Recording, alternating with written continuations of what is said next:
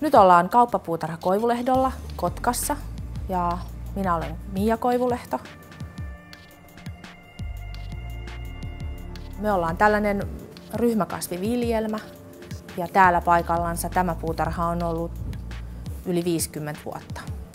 Tällainen mun miehen perimä perheyritys ja hän on tässä tietysti lapsesta asti pyörinyt miekin hyvin nuorena ja sitten tuossa reilu 10 vuotta sitten tehtiin sellainen päätös, että tämä on meidän juttu ja me jatketaan tätä. Ja suurin artikkeli tällä hetkellä on edelleen orvokki.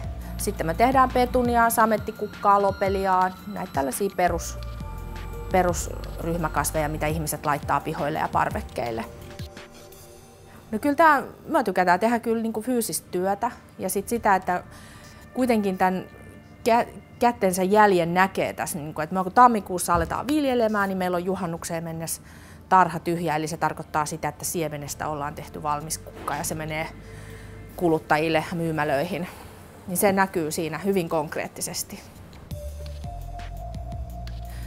Orvokki on sellainen kevään kukka oikeastaan, että se kannattaisi jo laittaa mahdollisimman aikaisin, että siitä ehtii nauttia mahdollisimman pitkän ajan, koska se kestää, vaikka ne olisi vähän yön jäljiltä jäässä, niin se ei siitä hätkähdä, että se kyllä kestää pakkasta. No sen jälkeen oikeastaan sitten tuossa touko-kesäkuun vaihteessa tulee sitten tämä muu repertuaari. Ja sitten vähän usein sellaisille, jotka sanoo, että on vaikka kuuma paikka tai muuten, että ei ole hirveän innokas kastelija tai muu, niin mun mielestä kannattaa kuunnella siinä kohtaa sit asiantuntijaa, että mikä oikeasti olisi sellainen joku pelargooni tai petuniatkin, sellainen, mikä kestää sitä kuivumista vähän.